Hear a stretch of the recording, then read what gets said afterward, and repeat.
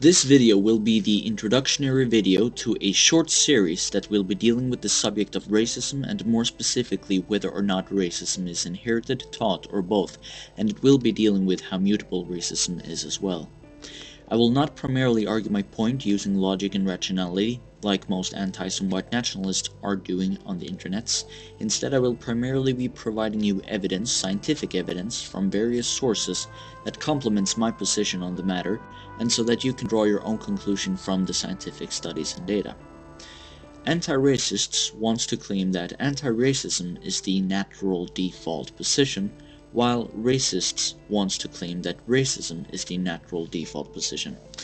This because if their view is the natural, inherited, and default position, then they're not the ones who has been brainwashed or something along those lines. That is at least the idea behind this peon's comments here, and also the idea behind my video series on the subject. We've all heard comments like your parents taught you to be racist, racism is taught, racism is a nasty idea, and so on. I'm sure everyone has seen these comments at least once in their lifetime. Some say that it is an idea started a long time ago, possibly in ancient China, if the not-so-great Alexander the Great is correct. Otherwise, it's possibly that it began in Egypt, among other places, if we are to trust the book Race, The Reality of Human Differences by Vincent Sarich and Miel, who provides us with anthropological evidence of the practice of racism around the world through the last 3,000 to 5,000 years. They originally made the book in a response to an anti-white documentary which had as its premise that racism is a white man's idea, started in the 18th century to justify slavery.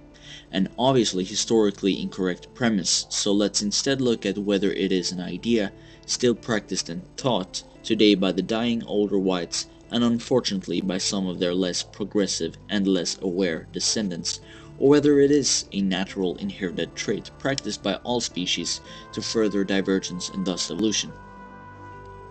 I want to keep this short and sweet, so let's cut to the chase. I am of the belief that racism isn't just an idea, nor that it is primarily an idea, like some people do. I am instead of the belief that racism primarily is a natural phenomenon and that anti-racism is a unnatural phenomenon, and that if anything could be called an idea, and if anything were to be taught, it would be anti-racism and not racism. So let me first attempt to define what I mean by natural. By natural I mean genetic, biological, freely emerging without outside interference. And by idea, I mean something that does not supersede or come beforehand a biological trait. As an example, it might be natural to want to have sex. The urge, the drive, is biological, genetic. If there were no taboos to practice sex freely, many might do it. Whilst asexuality also can be natural, in the sense that some actually do lack the genetic and biological essential necessities to experience a sexual drive, most people do not lack it, however. And because most people do not lack the biological necessities for a sexual drive, what ensures that most people aren't promiscuous is an idea, a culture, an exterior force that opposes an interior force. It is in this sense that I, unlike some others, consider racism to be an interior force, a natural inherited phenomenon, and anti-racism an exterior force, a developed idea. It is instead anti-racism that is taught. Before I go on any further to prove my point, I would like to ensure the viewer that I'm well aware of the naturalistic fallacy, that just because something is natural does not mean it is good. I am not making the naturalistic fallacy by proving my point that racism is natural, because until I actually explicitly in these videos make the claim that racism is natural and natural means good, I have not committed it.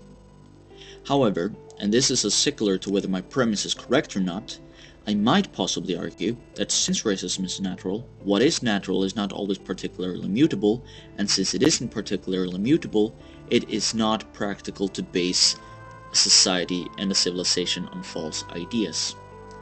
This is not a naturalistic fallacy, and this is an entirely different debate from whether racism is primarily natural and anti-racism is taught, and anti-racism is natural and racism is taught. Well, I don't think that Canadians have somehow managed to suspend the laws of human nature. Human nature is the same everywhere. People are tribal. We can like it, we can not like it, But I believe that a society should be built on an assumption of reality, on an acceptance of the facts as they are, rather than as Professor March might wish they could be. It is folly to build a nation on the assumption that race can be made not to matter. No nation has achieved this. All the nations that are attempting it are failing. In this video, I will not begin arguing my point by providing the scientific evidence. I will instead in this video briefly introduce you to the people and the view I disagree with. I will begin with introducing to you some comments by people who are of the opposite opinion of me, and if you pause the video and read the comments, I want you to think of the three-part video series I just did in the alleged generational gap in ethnocentrism or ethnoconsciousness. Notice how these comments passing by implicitly attacks the older generations. Notice how the commentators are self-segregating from their relatives and ancestors and make the inherited in-group the problem, how they contrast themselves against their relatives and not against what would inherently be the outgroup. I'd also like to point out that they're contradicting themselves. Racism is usually explicitly thought of as making prejudgments, something they implicitly think is bad. However, they never define racism and makes all sorts of wild generalizations and assumptions themselves, assuming a person who could be identified as a racist, say a separatist, does it out of anger, hate, or desire of violence, and not based on narcissism, love, and ideas of what is most pragmatic. I think the way they choose to make a word simplistic, marginalize it, and pathologize their opposition says more about them than any possible racist, due to their contradiction. Also, I'd like to point out that I don't like these pathological terms, and the reason for it is not because I fear what is being associated with me. I have no problems with what is being associated with me, not because I consent to what is being associated to me, everything from nooses to burning crosses, but I have no problem with it due to the reason that my political opponent's interest is usually not to believe me or honestly discuss issues in the first place, and as such it doesn't matter what I will say, because they are in all likelihood not interested in honestly, genuinely hearing me out, and only interested in shutting down a possible debate due to whatever reason, insecurity perhaps. Now, the reason I don't like these pathological terms is because they are implicit red herrings, meant to make you forget the debate and instead focusing on arguing about your innocence so that they want to stick around and debate you. It's quite ridiculous that the people who walk around and call you ignorant are the same people that attempts to make you justify why you ought to be given the chance to debate them in the first place. And then when you argue about your innocence, so that you can debate them, they are doing their utmost to prove why you are wicked and ought to be ignored anyway.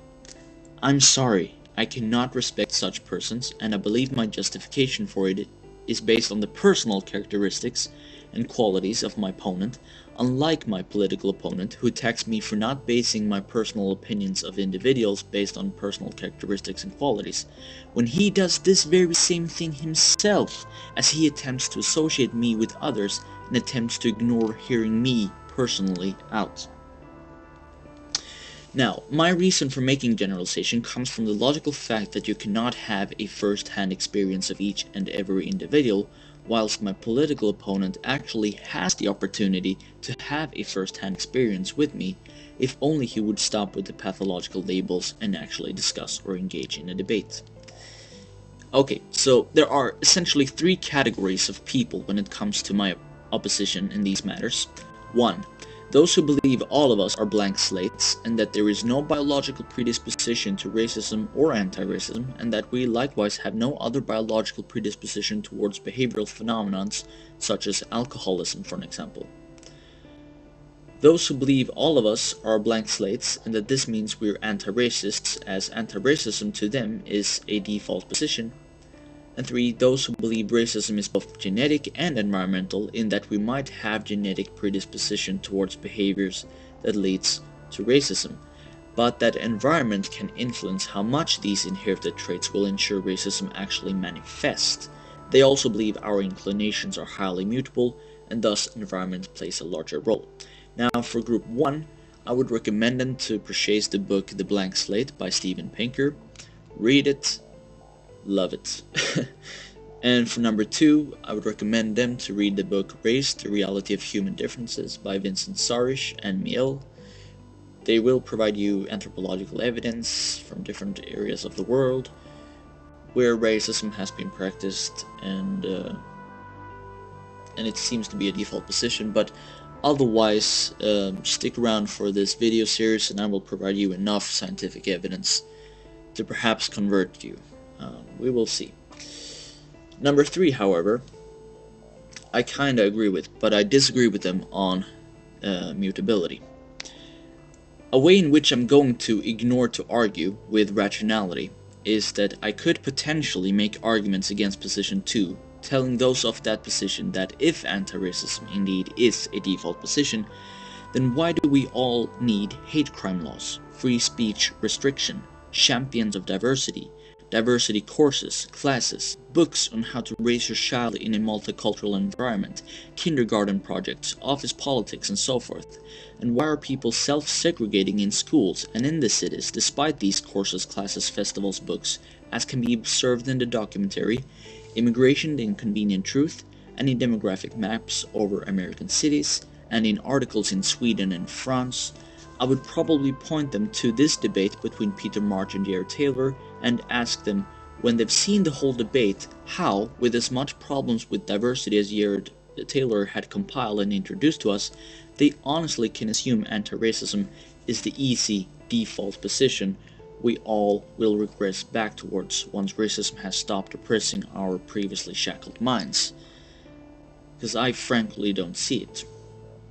And I think Peter March is correct when he says, well, I think the fact is, I've learned a lot from,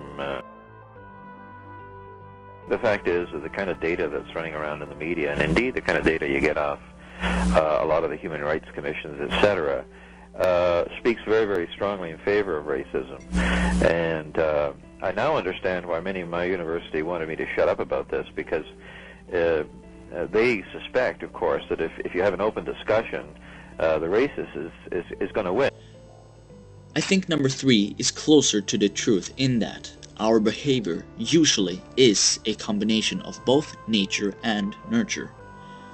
However, where I disagree is in how mutable some of our behaviors are, and one of these behavioral examples, level of mutability, that I disagree with is that which we call racism. Some final words. I have chosen to include racial prejudice, racial stereotyping, racial grouping, and collectivizing, racial ethnocentrism, racial phenotypical preference in the concept and word of racism. And I am not talking about a desire to practice violence or mistreat for the sake of mistreating. If any mistreating is taking place, it's usually as a response to an earlier mistreatment or a mean to an end. That in this case can be the desire of representative power to gain Lebensraum necessary for the survival of any species, which includes subspecial groups such as race. Okay, so with that said, this was the introductory video to this series, and again, I will argue at one point in the video series against a female and her conclusion. I think she draws a incorrect conclusion from the study she made, and that will probably be one of the few times that I actually will use logic and rationality against her, against the opposition. Otherwise, I will mainly just introduce you to these scientific findings. Alright, so I hope you will enjoy this series once it's done, and that it's a subject that you'll find interesting.